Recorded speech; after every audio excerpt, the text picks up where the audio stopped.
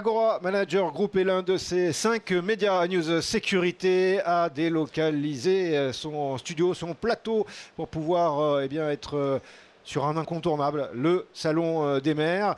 Très heureux de vous accueillir avec moi, celui que vous connaissez parce qu'il a également son rond de serviette chez nous avec Fenech Security Talk. C'est bien sûr Georges Fenech, député honoraire. Bonjour Georges. Enchanté de recevoir notre invité prestigieux. Oui, invité prestigieux parce que il est le maire d'une ville dont on parle et souvent pour malheureusement des choses pas forcément des plus joyeuses. C'est le maire d'Aulnay-sous-Bois, monsieur Bruno Béchiza. Bienvenue, monsieur le maire.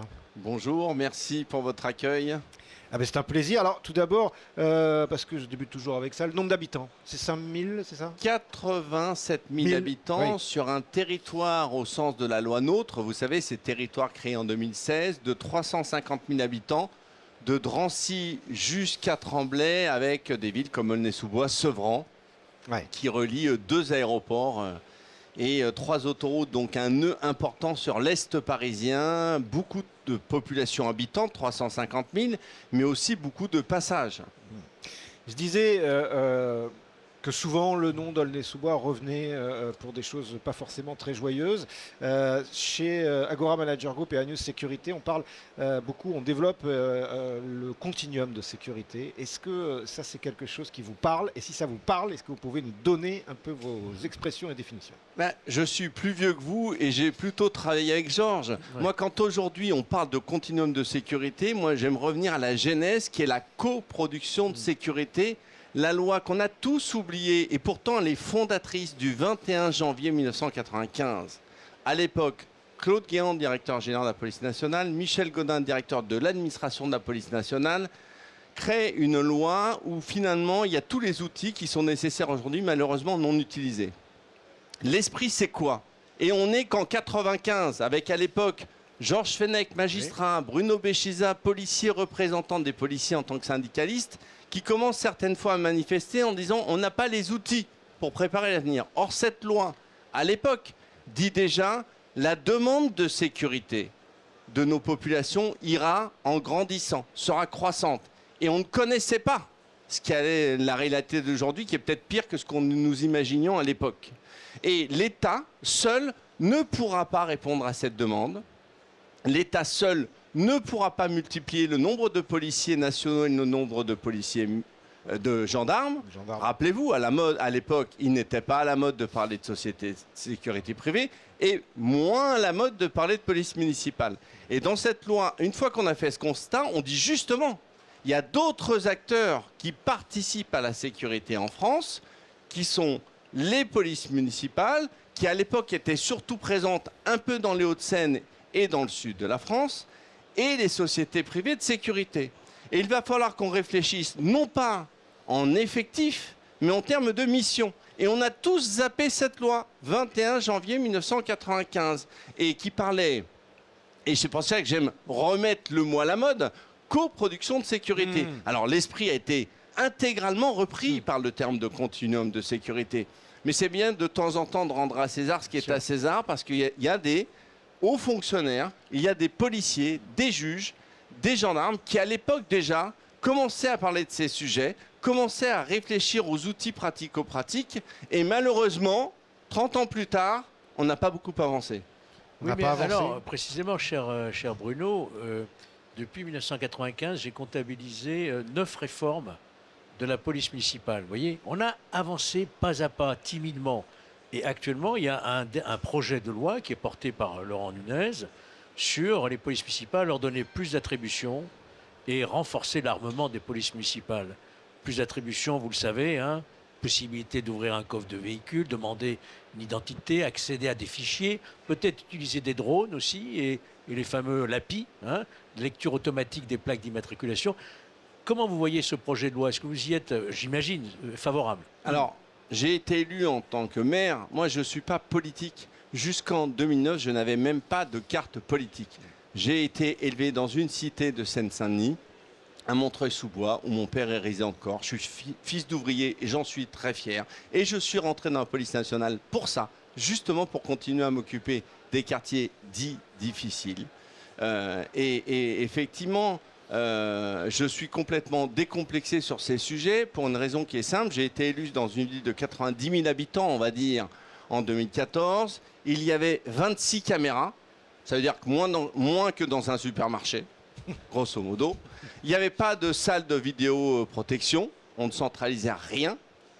Et vous aviez des policiers municipaux en sous-effectif qui débauchaient quand les voyous embauchaient. C'est-à-dire on fermait la boutique à 22 h. Comme ça, on est sûr qu'il n'y ait pas de problème.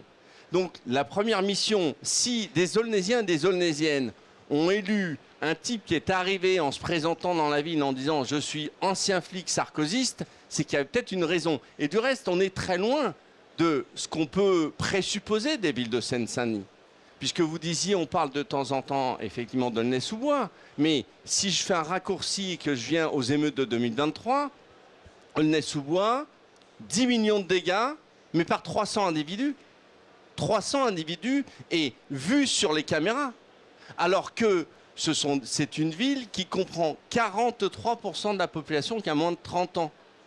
C'est-à-dire que vous avez quasiment 40 000 personnes qui ont moins de 30 ans, l'âge des personnes qui pourraient être des voyous, et en fait, il n'y en a que 300, donc une infime minorité. C'est notre thèse. Rappelle-toi, Georges, quand on en parlait à chaque fois, de dire c'est les 1% de personnes qui pourrissent la vie et qui causent 10 millions de dégâts d'argent public.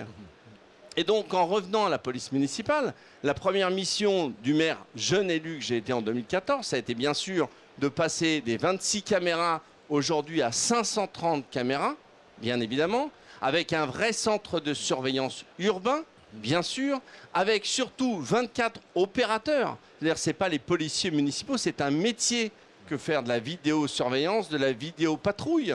Ça, c'est l'outil vidéo. Secteur privé. Bien évidemment. Oui. Et à côté de ça, alors non, les opérateurs sont des agents. Ah, d'accord. Les opérateurs. Par contre, le matériel, bien sûr, on a des marchés publics. D'accord.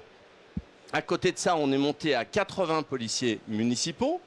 À côté de ça, on est passé 80 à la place de Alors, ils étaient 50, mais sous-équipés, parce que le complément, comme je vous l'ai dit tout à l'heure, pour moi, l'alpha et l'oméga, c'est pas dire j'affiche des chiffres. Ça a été l'erreur de tous les ministres de l'Intérieur, de droite et de gauche successifs, c'était de se justifier à chaque fois en nombre de fonctionnaires. C'est, oui, 80 policiers municipaux, mais aujourd'hui, recentrés sur leur mission, c'est-à-dire la vidéoprotection, ce sont des agents pour cela. Et on en parlera, j'ai 2 gros marchés publics pour des sociétés privées de sécurité qui, elles aussi, ont des missions qui délaissent certaines missions à mes policiers municipaux pour aller sur la voie publique. Et bien sûr, là encore, parce que je le prenais en tant que secrétaire national à l'époque de l'UNP, et je le pratique donc en tant que maire, c'est qu'un policier municipal, pour aller défendre l'autre, doit se sentir en sécurité. Donc, il a tout l'équipement à sa disposition, de l'arme létale au taser, aux moyens de protection, aux caméras piétonnes, puisque mes policiers municipaux avaient des caméras piétons avant les policiers nationaux, sauf que le décret n'étant pas passé, je n'avais pas le droit de les mettre. Voilà. On est quand même dans un monde de fous, là encore, comme sur la vidéoprotection, avec les trous dans la raquette. Donc oui, je crois dans cette coproduction, je l'ai mise en application. Exemple concret, quand vous avez une fan zone, quand vous avez des événements festifs, j'ai bien souvent dans mon centre-ville un parc clos. Il est hors de question que l'ouverture des sacs ou le comptage à l'entrée, ce soit des policiers municipaux. Donc bien sûr, ce sont des agents privés de sécurité. Par contre, à l'intérieur, qui est du bleu marine, parce que ça rassure le papa, la maman qui a ses enfants, oui, là on est dans la mission de la police municipale. Et de la même manière, pas de confusion, parce que je ne suis pas là pour vendre du rêve.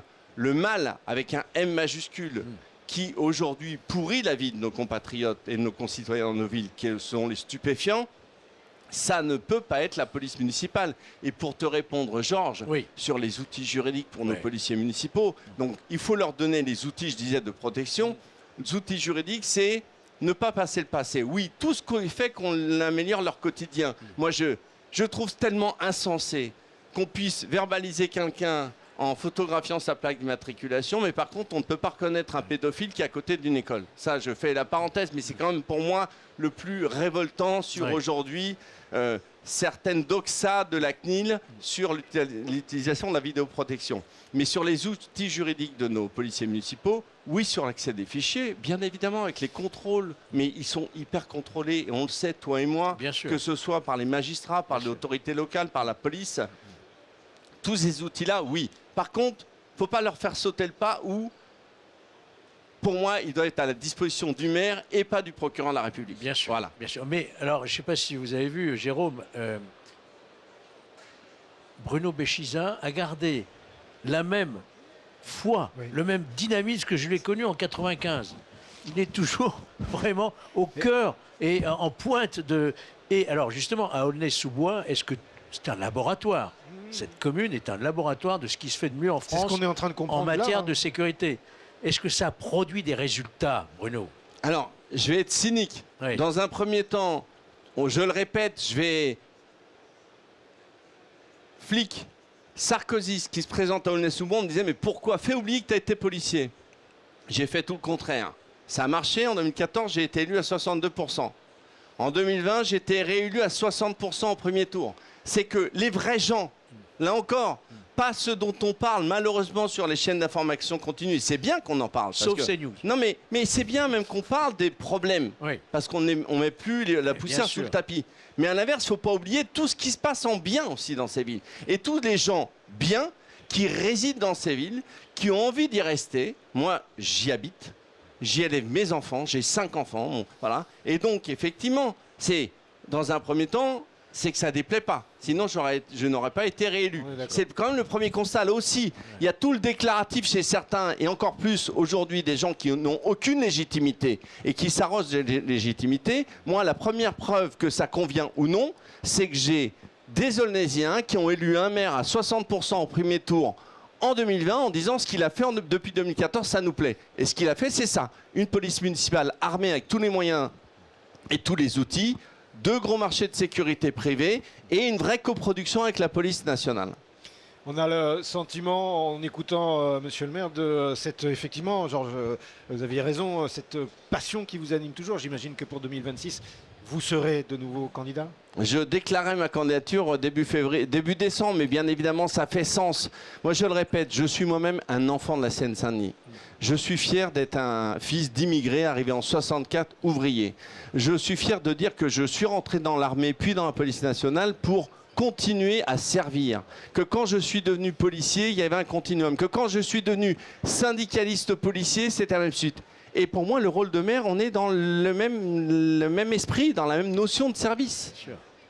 Pour finir, j'ai une question et une citation. La première question est, est-ce que pour vous, diriger, c'est avoir une vision? Oui, il faut tracer, au moins. Surtout qu'aujourd'hui, vous avez dans l'équation de la décision tellement déconnue, je pense au budgétaire.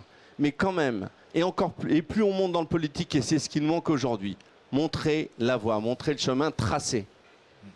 Et je terminerai avec cette citation, vous allez me dire si pour vous elle peut corroborer l'intégralité des propos là, que vous venez de tenir. C'est Hannah Arendt qui disait que agir, entreprendre, c'est mettre en mouvement. Oui, parce que ça rejoint notre philosophie, c'est qu'il n'y a pas de fatalité. Dès qu'il y a une volonté politique, les résultats sont là, c'est clair. Merci beaucoup, monsieur le maire Bruno Béchiza, le maire d'Aulnay-sous-Bois. Merci, Georges Fenech, d'avoir été avec nous. Merci à vous. On retrouvera sur Agora Manager Group et l'un de ces 5 médias, en l'occurrence là, c'est News Sécurité, d'autres incontournables du Salon des maires. Et puis bientôt, un autre numéro de Fenech Security Talk. Merci d'avoir été avec nous.